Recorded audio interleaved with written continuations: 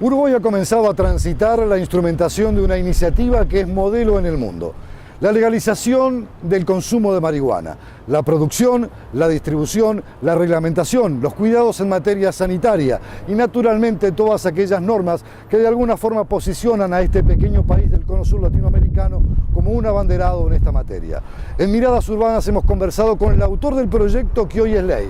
Se trata del diputado Sebastián Savini, integrante del Movimiento Nacional de Liberación Tupamaros, con representación legislativa en el Uruguay, para conocer en detalle y en profundidad toda esta ley y sobre todo lo que ella regula y establece. Les invitamos a participar de este reportaje. Diputado Sebastián Savini, muchísimas gracias por recibirnos en su despacho. De repente, desde la mirada de un parlamentario uruguayo, no se puede tener todavía una consideración clara y cabal de lo que el Uruguay está haciendo con ese proyecto que usted construye, que es el de la legalización del consumo de la marihuana.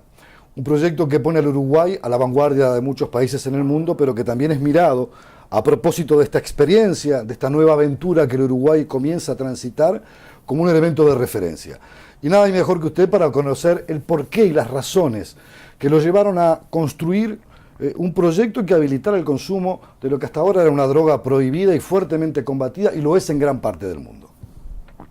Bueno, a ver, en Uruguay el consumo de drogas nunca estuvo prohibido, ¿no? Eso nos diferencia bastante del resto de América Latina. Sin embargo, sí había una penalización grande. Para aclararlo, no claro. Se penalizaba la tenencia de la droga, pero Exacto. La producción sí. Sí la producción, sí la compra, sí la venta, como en todo el resto del mundo. Porque Uruguay se encuentra dentro de las convenciones internacionales. Lo que está claro es que lo que hemos hecho, digamos, como humanidad en esto no ha funcionado. Es decir, por la década del 60 se estableció un paradigma, una idea que establecía que si prohibíamos algunas drogas, las personas iban a tener menos acceso a ellas. Y por lo tanto, iban a tener más salud, y por lo tanto íbamos a tener más seguridad, y íbamos a tener mejores condiciones, digamos, sanitarias en la sociedad en general, ¿no? Y era una buena idea para la prevención, digamos. Esas eran las hipótesis que se manejaba desde el prohibicionismo. Pero lo que pasó fue diferente. Lo que pasó fue que el consumo aumentó, que corrieron los mitos, ¿no? Los mitos a favor y los mitos en contra, que se generó un mercado negro muy potente y que ese mercado negro empezó a operar en la sociedad con un poder coercitivo muy grande a través de ese mercado, digamos, que tenían, que tienen, digamos, en forma cautiva. Las organizaciones de los famosos cárteles. Exacto. Las mafias organizadas y personas que se dedican a actividades delictivas que a su vez financian otras actividades que también son delictivas, como la trata de personas o la venta de armas y sin duda el lavado de activos. De dinero. Y este es un negocio a escala planetaria muy grande, ¿no? Que mueve más de 300 billones de dólares. Y estas organizaciones a su vez se meten en los sistemas democráticos, ¿no? Perforan la institucionalidad, los sistemas de justicia, los sistemas policiales, el sistema político también, financiando campañas electorales y llevando, digamos, a ciertas posiciones a los políticos también a la hora de discutir este tema, por ejemplo. ¿Y qué pasó con la salud? Porque en definitiva se trataba de un proyecto para mejorar la salud de la población. Bueno, la salud fue peor, ¿no? Porque hoy hay millones de usuarios en todo el mundo que no saben qué están consumiendo, que son estigmatizados en los hospitales, que tienen que ocultar muchas veces un problema de dependencia. Y en el mundo el consumo de las sustancias prohibidas crece. Y eso que pasa en el mundo, en Uruguay ocurre en una escala mucho más pequeña. Es decir, tenemos relativamente menos problemas de salud, menos problemas de violencia y menos problemas de corrupción. Pero de todas formas, en Uruguay 1 de cada 3 presos está relacionado con el narcotráfico, 1 de cada 3 homicidios se relaciona con el narcotráfico por el ajuste de cuentas. Y eso termina operando en cómo la gente se siente, si se siente segura o insegura en su sociedad. Y por lo tanto Uruguay desarrolla una estrategia que tiene que ver con mejorar la vida y la convivencia de su población.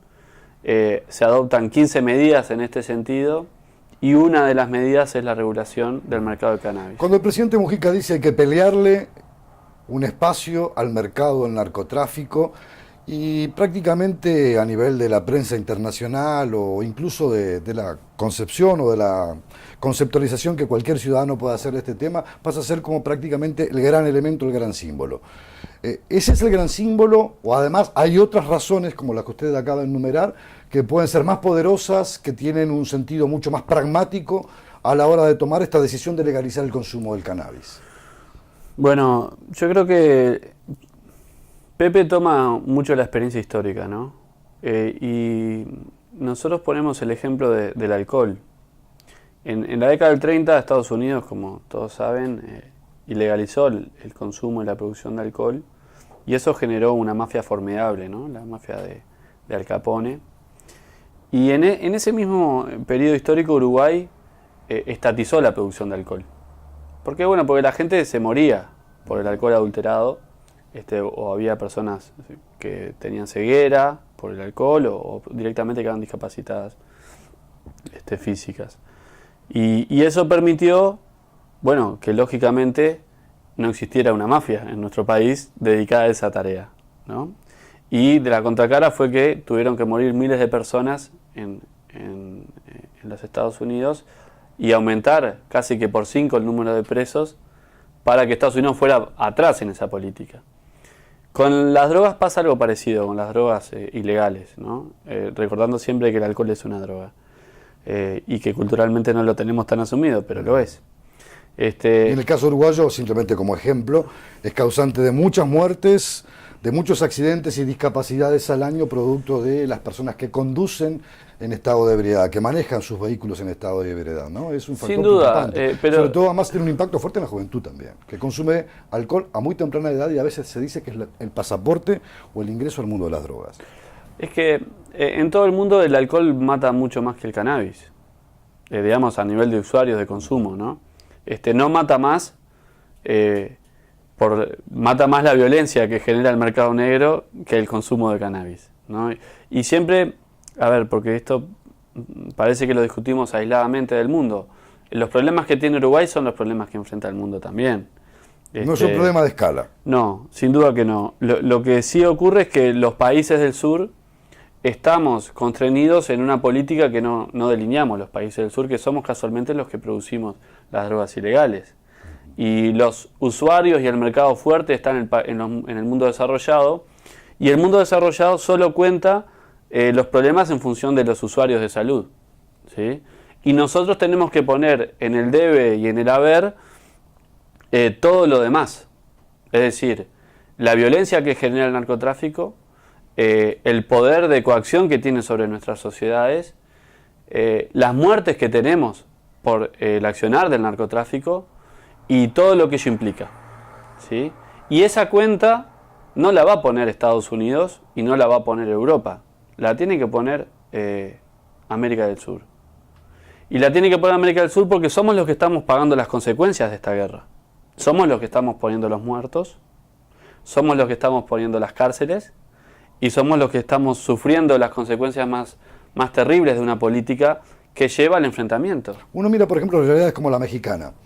Los cárteles de Sinaloa u otros tipos de cárteles que tienen una fuerte potencia y un poder económico, bélico, militar, si usted quiere, de disuasión por la vía violenta. ¿Estamos lejos de eso? ¿Se puede acabar con eso? No me lo conteste ahora, me lo conteste después de la pausa.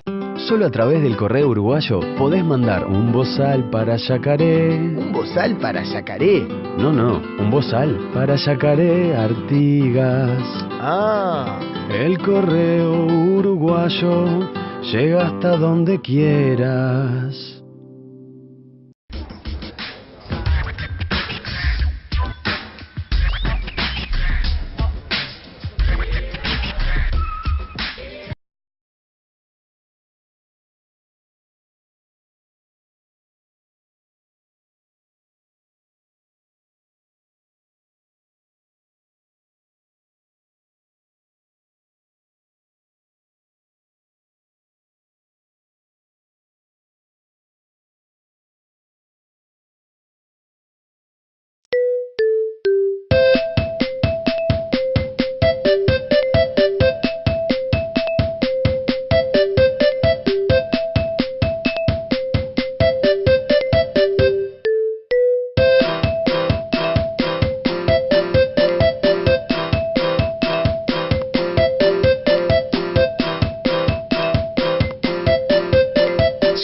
4 días de vacaciones, fines de semana. Tenés todo un país para disfrutarlos.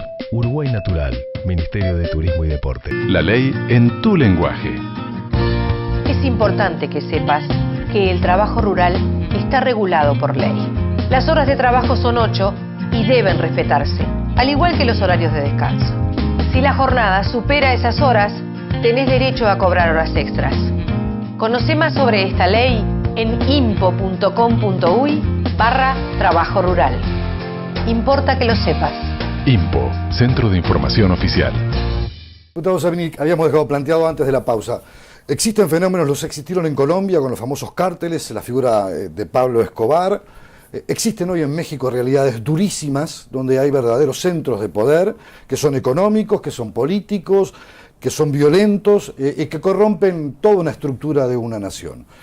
¿Es posible desde este tipo de legislación, que puede ser también mirada tímidamente porque es legalizar solamente el consumo de marihuana, existen otras drogas, pero ¿se puede por esa vía combatir y buscar caminos alternativos que no sean únicamente la represión del Estado para frenar la presencia de estos cárteles? Lo que pasa es que en las políticas públicas hay que poner los costos y los beneficios.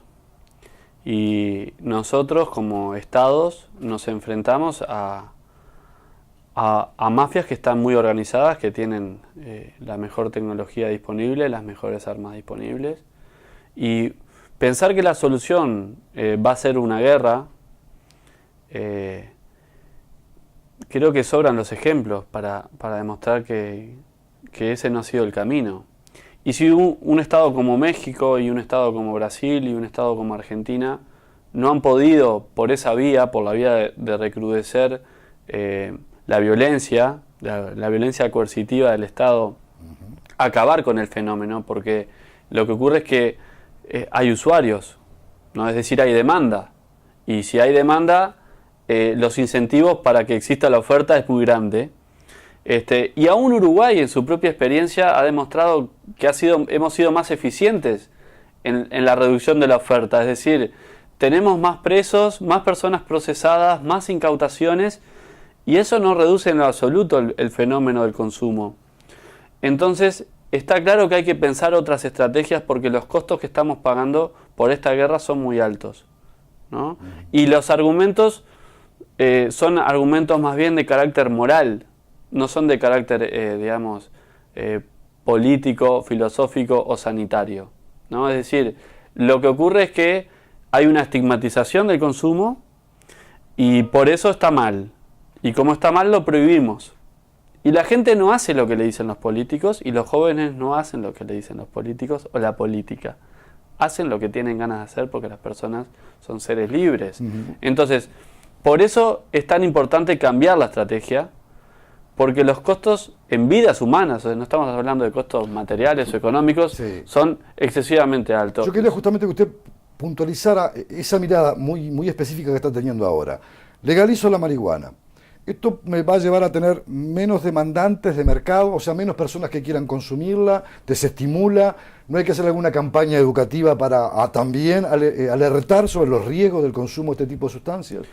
¿Es una estrategia sola o son varias combinadas para buscar un efecto que sea más profundo y más hondo a la hora de mirar esta realidad que la tenemos cotidianamente, desde un partido de fútbol hasta un grupito de jóvenes que puedan reunirse en una esquina? Bueno, los estados tienen que velar por la salud de su población. El artículo primero del proyecto indica justamente eso, que tenemos que hacer un fuerte énfasis en cuáles son los riesgos que implica el consumo de cannabis. Y que las personas tienen que ser conscientes que si consumen cannabis están poniendo en riesgo su salud. Y eso va atado a una política que tiene que ser integral. Es decir, tiene que ser integral en derechos, tiene que ser integral en salud, tiene que ser integral en educación y en prevención. Y eso se logra con información de calidad.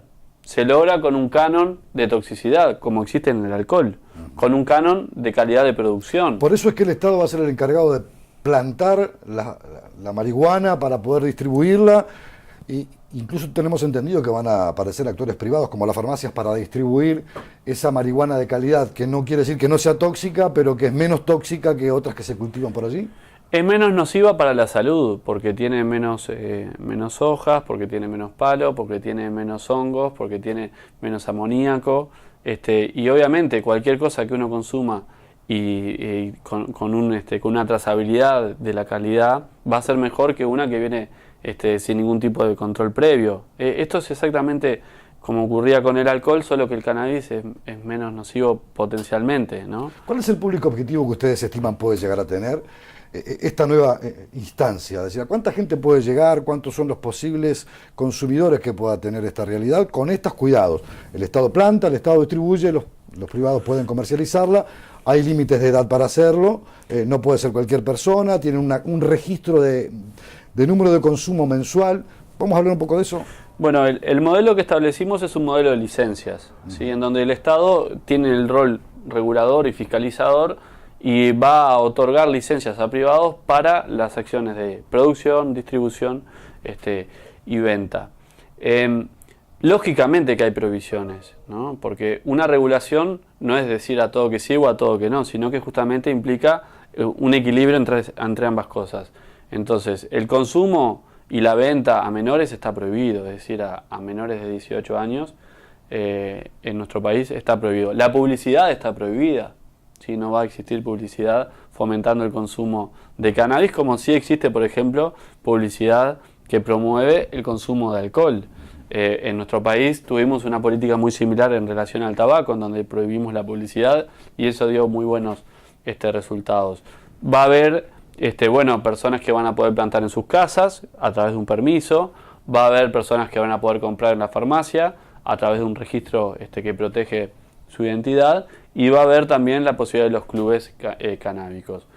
A su vez tenemos todo lo que es el uso medicinal. ¿Pero quién regula, por ejemplo, que planta en su casa la marihuana y que la puede también comercializar? ¿Cómo se puede evitar eso? Bueno, si la comercializa está cometiendo un delito, ¿sí? La diferencia es que, cuando uno compra, supongamos, una botella de whisky, ¿no? En un free shop, quizás en otros países no existe, pero digamos a un precio más barato que el de mercado. Sin los impuestos que cobra el país. Exacto. Y se toma media botella. ¿Sale a vender la otra media botella? No la sale a vender porque las personas tienen acceso a esos productos, ¿sí? El problema es que estamos mirando los problemas futuros desde la realidad actual. Y esos problemas que pueden llegar a surgir, muchos de ellos ya existen hoy. Es decir, si hoy una persona vende, no sé, cualquier cosa sin estar, no marihuana, cualquier cosa, está cometiendo un delito. Lo mismo va a pasar en el futuro. Es decir, si una persona planta marihuana y vende, va a estar cometiendo un delito igual que hoy. Lo que estamos haciendo es asegurar que por ejercer ese derecho, que en Uruguay el derecho al consumo es constitucional, no va a ir presa. Y el Estado le va a decir, bueno, si usted quiere tener hasta 6 plantas, puede hacerlo. Regístrese aquí y quizás en algún momento le va a pedir o le va a exigir garantías del tipo de planta que tiene, es decir, que sea de la misma calidad que la que va a plantar el Estado. Bueno, va a haber un sistema, porque Uruguay es un país de base agrícola, ¿no? Y todo lo que se planta en Uruguay tiene una trazabilidad desde su semilla, y tenemos un Instituto Nacional de Semilla. No si plantás cannabis, si plantás tomate o lechuga, porque es muy importante para la economía de nuestro país. Entonces hay una regulación mínima de qué es lo que se planta, ¿no? Y eso tiene que ver con el acceso a las semillas. Sin duda que no hay una pretensión totalitaria en esto, sino en tener un control mínimo de qué es lo que se está plantando. Y aquel que decide plantar por sí mismo, sin ningún tipo de registro, ese está cometiendo un delito. Bueno, ese está fuera de la ley. Nosotros lo que estamos haciendo es generar un sistema para que el 8% de población que consume cannabis... En Uruguay 8%. Sí, estamos hablando de 200.000 personas. Esto para la dimensión de otros países es poquito. Es poco. Hay que recordar que Uruguay tiene un poquito más de 3 millones de habitantes. Exacto. Pero estamos en un promedio de consumo relativamente bajo a nivel mundial. Podemos hablar de Estados Unidos, que tiene un 20%, o países como Holanda, con regulación, que tienen un 4%. ¿Sí? Es decir, no necesariamente los modelos de regulación impactan sobre el porcentaje de consumo. En Uruguay es un fenómeno relativamente grande. Ahora, para después de la pausa, quiero ver las previsiones que se toman, por ejemplo, desde el punto de vista sanitario y del punto de vista de los impactos que esto puede tener en el mundo del trabajo, en la conducción de vehículos, porque sé que hay previsiones que también se han tomado para tratar de contextualizar ese problema. La ley en tu lenguaje. Es importante que sepas que el trabajo rural está regulado por ley. Las horas de trabajo son 8 y deben respetarse, al igual que los horarios de descanso. Si la jornada supera esas horas, tenés derecho a cobrar horas extras. Conoce más sobre esta ley en impo.com.uy/trabajo rural. Importa que lo sepas. INPO, Centro de Información Oficial. Solo a través del correo uruguayo podés mandar un portero eléctrico para Tranqueras. ¿Portero eléctrico para tranqueras? No, un portero eléctrico para Tranqueras Rivera. Ah. El correo uruguayo llega hasta donde quieras.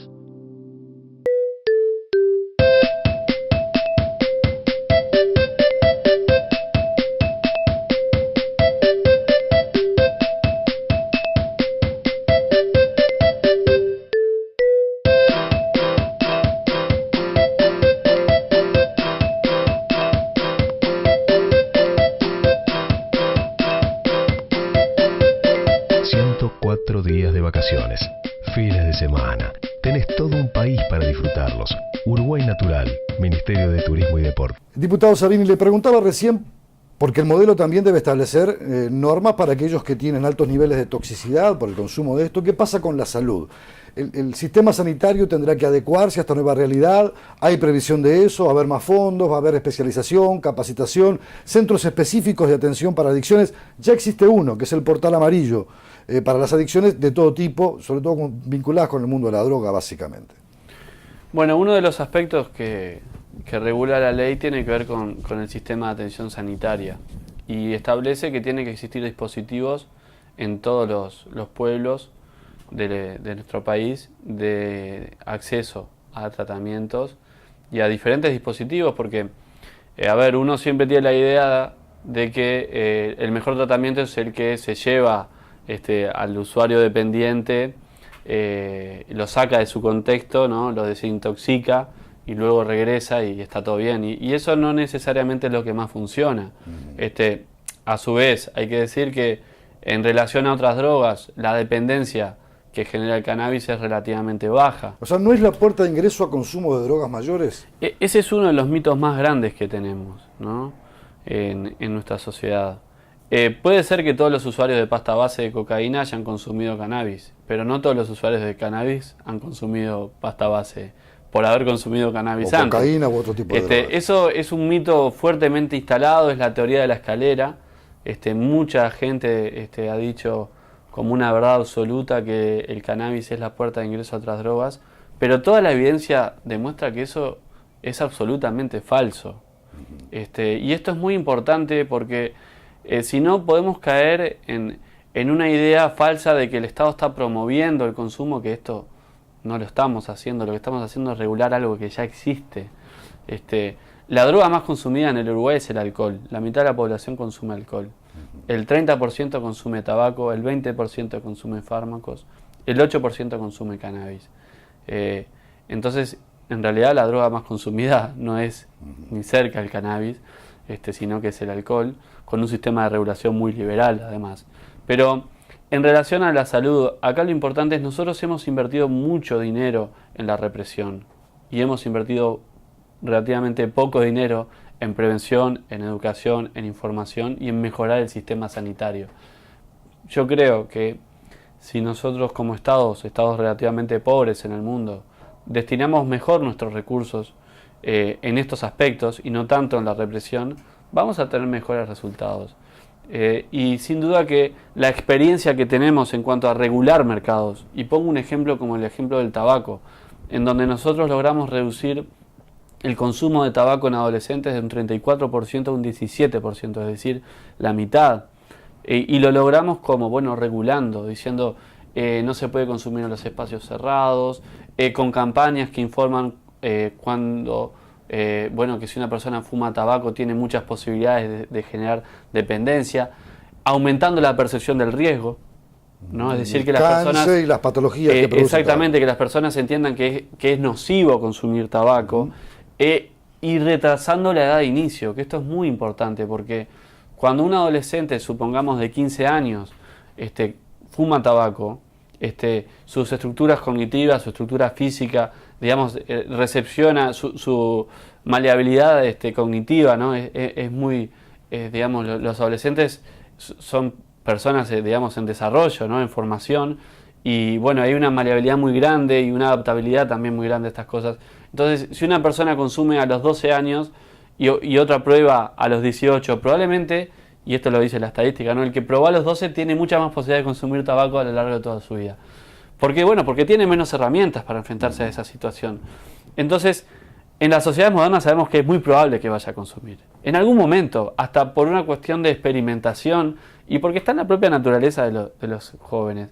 Entonces, el esfuerzo del Estado no tiene que ser tanto en meter el miedo, ¿no? El miedo al consumo, porque los que perdemos además somos nosotros. Cuando le decimos a un adolescente, si fumas marihuana te vas a morir, y él sabe que no se va a morir, porque tiene algún amigo que fumó y no se murió.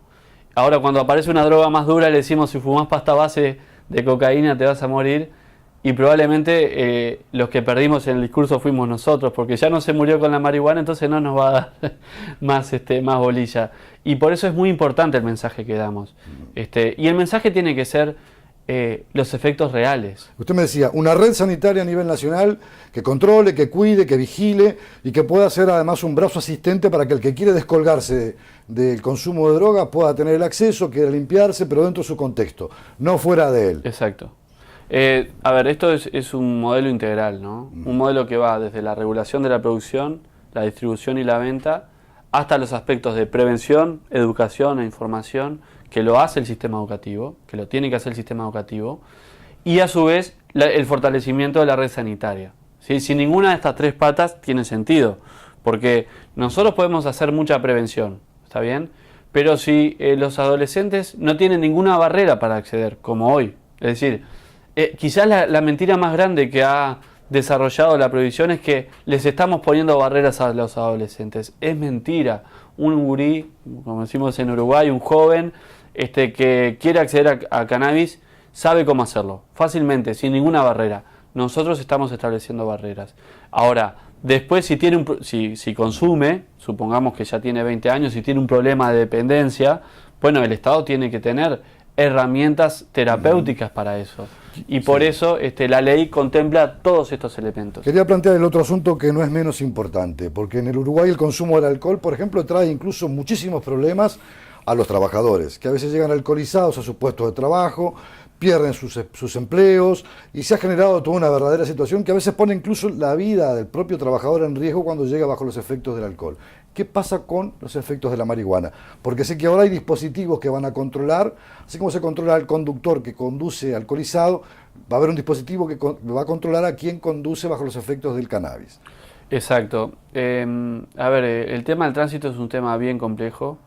El tránsito y el trabajo, las dos cosas. Exacto. En relación al trabajo, esto tiene las mismas disposiciones que con el alcohol, ¿no? Es decir, obviamente un trabajador, supongamos un docente que va a dar clase, o un médico que va a operar, o un obrero de la construcción. Sí, o cualquier actividad que implique una cierta motricidad fina, no debería consumir estupefacientes, no debería consumir drogas. Eso por un lado. Y eso va a ser controlado y está en la ley, y existe la tecnología para hacerlo. En relación al tránsito, lo mismo. Es decir, nosotros tenemos que tener, digamos, el mensaje como Estado que si uno va a conducir y consume, pone en riesgo no solo su salud, sino también la de un tercero, ¿no? Y por lo tanto, no podemos avalar que se consuma bajo esos efectos. Pero esto tiene que darnos una mirada... Va a estar penalizado, suponemos. Sí, igual que con el consumo de alcohol, igual que con el consumo de fármacos. Lo que ocurre es que, claro, siempre el ideal está más lejos de lo posible, ¿no? Porque también las sociedades con recursos controlan, por ejemplo, si se consumieron fármacos antes o no, Como hay fármacos muy fuertes. Y bueno, nuestras sociedades van avanzando un poco más lento, porque obviamente eso es más costoso. Pero la ley establece que si uno consumió cannabis no puede luego manejar, y lo mismo en relación al trabajo. Hay muchas personas que se oponen a este proyecto, usted sabe, hay legisladores de otras fuerzas políticas que incluso quieren hasta recurrirlo por la vía plebiscitaria, por la democracia directa, donde el pueblo se pueda expresar, que dicen que también se está abriendo, una vez más, y le planteo este tema, con este consumo, bueno, en el que mañana se pueda liberalizar todo el consumo de drogas, y que el Uruguay se convertiría en una especie de segunda Holanda, que tiene una experiencia mucho más larga, más transitada, con sus coffee shop, que son famosos en el mundo entero. ¿Y qué pasa, por ejemplo, con el turista que llega al Uruguay y que dice, bueno, como acá se puede consumir marihuana, yo quiero consumir en verano, que es cuando tengo la mayor cantidad de flujo de visitantes, libremente marihuana? ¿Qué pasa con eso? ¿Se previó? Bueno, en principio el consumo no está penalizado, eso es para todos igual. Lo que el sistema estaba pensado para los residentes, ¿no? Es decir, acá nosotros... No va a haber un turismo de consumo marihuana. No. Nosotros pensamos que tenemos que ir por un modelo, digamos, de mínima, ¿no? Un modelo relativamente cerrado y que luego, en función de la experiencia que vayamos adquiriendo, pueda eventualmente ser abierto.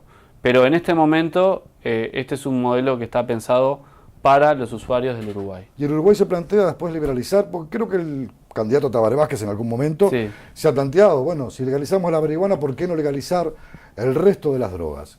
Bueno, yo creo que eso debería ser, y es, por lo menos filosóficamente, mi postura ante la vida. Es decir, todas las cosas que están prohibidas generan un mercado negro y reducen la protección a las personas, ¿no? No solo en las drogas, en la prostitución o en el juego o en cualquier actividad que pueda ser valorada moralmente como nociva por algunos sectores.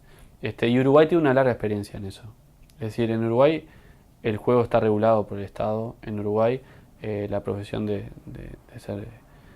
la prostitución está regulada, y eso le da garantías a las personas de que tienen servicio de salud, que tienen jubilación. Y que tienen la obligatoriedad además de asistir a policlínicas para que tienen que ir a, exacto, y le da garantías al usuario y le da garantías al trabajador.